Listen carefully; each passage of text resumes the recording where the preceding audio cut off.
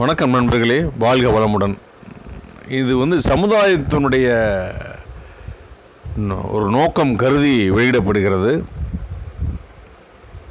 நான் இன்னைக்கு ஈவினிங் பார்த்தீங்கன்னா என்னுடைய ஃப்ரெண்டை பார்க்க போனேன். அவர் ஒரு வீட்டு மாடியில் எங்கள் பக்கத்து ஒரு 5 minutes வாக்கில் குடியிருக்காரு. போனோடனே பெல் அடித்தோடனே கீழே வந்தார்.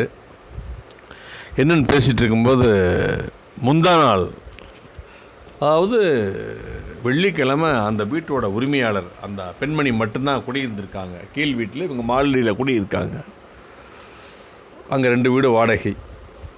அந்த அம்மா குடியிருக்கு. அந்த அம்மா இறந்து போச்சு அப்படின்ட்டாங்க. என்னங்க, முந்தா நாள் தான் இறந்தது, நீங்கள் இன்றைக்கி பார்த்தீங்கன்னா ஜன நடமாட்டமே இல்லைன்னா? ஆமாம் சார், அந்த கதையை கேட்குறீங்க. அந்த அம்மா தனியாக தான் இருக்கிறாங்க. அந்த அம்மாவுக்கு ஒரு பொண்ணு, 2 பசங்க. பெரிய பையன் யூஎஸில் இருக்கார், சின்ன பையன் பெங்களூரில் இருக்கார், இன்னொரு பொண்ணு இங்கே இருக்கும் அப்படின்னாரு. இறக்கும்போது பக்கத்தில் நான் தாங்க இருந்தேன், வேறு யாரும் கிடையாது. பெரிய பையன் வரலைன்ட்டாருங்க. சின்ன பையன் வந்தாருங்க. நேற்றுக்கு மத்தியானம் எல்லாமே முடிச்சுட்டு புறப்பட்டாங்க. அதாவது வெள்ளிக்கிழமை, சனிக்கிழமை மத்தியானமே எல்லாத்தையும் முடிச்சாச்சு புறப்பட்டாச்சு. வீடு எல்லாம் க்ளீன் ஆகிடுச்சு. அந்த அம்மாவோட கார் இருந்துருக்கு, கார் எடுத்துகிட்டு போயிட்டாங்க. என்னங்க கொடுமை இது! அந்த காலத்துலேயாவது கஷ்டம். இன்னைக்கு யூஎஸில் ஃப்ளைட் புக் பண்ண 10 மணி நேரம் 15 மணி நேரத்தில் வந்துடலாம். அவ்வளோ ஃபெசிலிட்டிஸ் இருக்குது. சரி, வந்த பசங்களாவது ஒரு நாள், ஒரு வாரம் இருக்கணும், 10 நாள் இருக்கணும். ஜன நடமாட்டமே இல்லைங்க. எனக்கு ஆச்சரியமாக இருக்குது. அந்த நண்பர் அழுகிறாருங்க. மூத்த பையன் மாதிரி இருந்தாங்க, நான் தாங்க எல்லாமே செஞ்சேன். பாரு என்னங்க கொடுமை! முந்தா நாள் இருந்தாங்க, இன்றைக்கி வீட்டில் ஒருத்தருமே இல்லை பாருங்க. 2 பேரும் தான் அவங்களுக்கு நான் தாங்க பதில் சொன்னேன். இது அயோக்கியத்தனம் தான் நான் சொல்லுவேங்க. பெத்த மனசு என்ன பாடுபடும் யோசனை பண்ணி பாருங்க. வசதி வாய்ப்புகள் இல்லைன்னா பரவாயில்லைங்க. இங்கேயே அந்த அம்மா 2 வீடு, அந்த வீடு 1 crore போகுங்க. அப்புறம் இன்னொரு வீடு வாடகை கொடுத்துருக்கான்.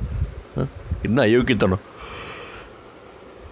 நெஞ்சு பொறுக்கதில்லையே இந்த நிலைகட்ட மனிதரை நினைந்து விட்டாலும் பாரதியார் பாடுவார்ல, அந்த பாட்டு தாங்க எனக்கு ஞாபகம் வருது. For every action there will be equal and opposite reaction சொல்லுவாங்க. நாளைக்கு உனக்கு இந்த நிலைமை தானே அப்படின்னு அவர் டிரைவருங்க அழுகிறாருங்க. சொல்லிட்டு எனக்கே அவ்வளோ வேதனையாக இருக்குன்னா அவருக்கு எவ்வளோ வேதனை இருந்திருக்கும். 3 நாளில் ஆலையிலே இல்லைங்க, ஒருத்தர் கூட இல்லை. ஒரு பந்தலோ ஒரு சேரோ, வீடு க்ளோஸ்டு. வீடை பூட்டிட்டு அவங்க பையன் பெங்களூர் புறப்பட்டு போயிட்டார். இது நம்ம என்னன்னு நினைக்கிறதுங்க? இறைவன் தாயை ஏன் படைச்சான்னா, இறைவன் எல்லா இடத்துலையும் இருக்க முடியாது அப்படிங்கிறதுக்காகத்தான் தாயை படைத்தான்.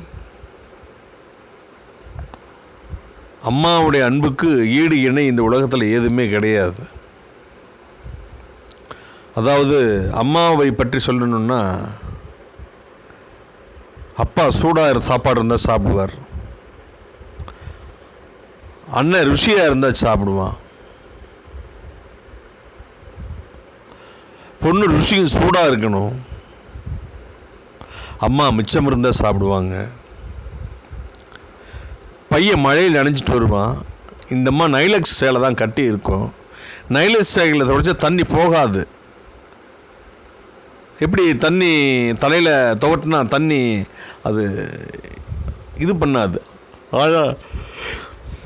அந்த நைலக்ஸ் சேலை தலையை துடைச்சி விட்டு அந்த நைலக்ஸ் சேலைக்கு அப்படியே இழுத்து போத்தி பையனை கூட்டிகிட்டு வர்றோம். இதுதான் அம்மாவுடைய அன்பு. இந்த காலமே இப்படி இருந்தால் நாளைக்கு இன்னொரு 20 வருஷம் கழிச்சு எப்படி இருக்கும்? என்னதான் ஐடி இருந்தாலும், ஆர்டிஃபிஷியல் இன்டெலிஜென்ஸ் இருந்தாலும், ரோபோட்ஸ் இருந்தாலும் தாயினுடைய அன்புக்கு ஈடு இணை ஆகாது. தயவு செய்து இந்த பதிவை கேட்குறவங்க தயவு செஞ்சு, நான் சினிமாவோட தான் கேட்டிருக்கேன், இந்த விஷயத்தை இன்றைக்கி நான் நேரில் கேட்டவுன்னு என்னை நெஞ்சியை வெடித்து விடும் போல் இருந்தது. தயவு செஞ்சு அம்மாவும் அப்பாவும் கோயில் தெய்வம், தயவு செஞ்சு அவங்க கைவிட்டுறாதீங்க. மிகப்பெரிய பாவம். மீண்டும் நல்ல பதிவில் சந்திக்கிறேன். உங்களிடமிருந்து விடைபெறுவது அன்பு நண்பன் டாக்டர் பாலகிருஷ்ணன்.